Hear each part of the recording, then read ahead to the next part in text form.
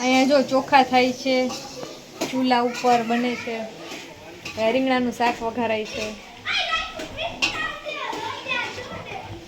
આ ચીમની છે, જૂનવાણી ચીમની. જો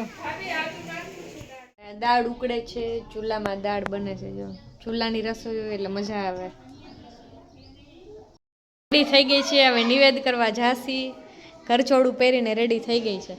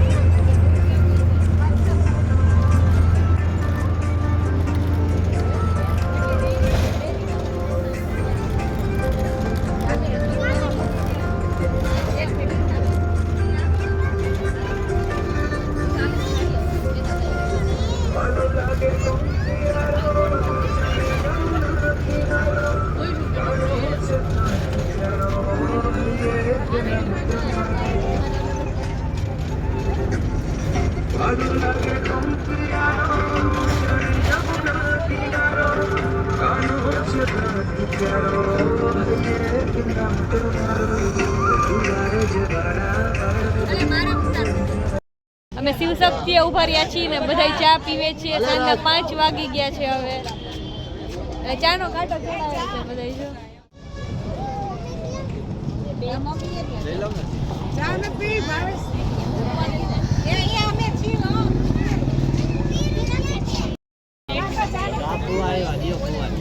આ નવા વરઘોડિયા જો ઈ ચા પીવે છે. ફ્લાવર લીધા છે હાથમાં એને તો જો.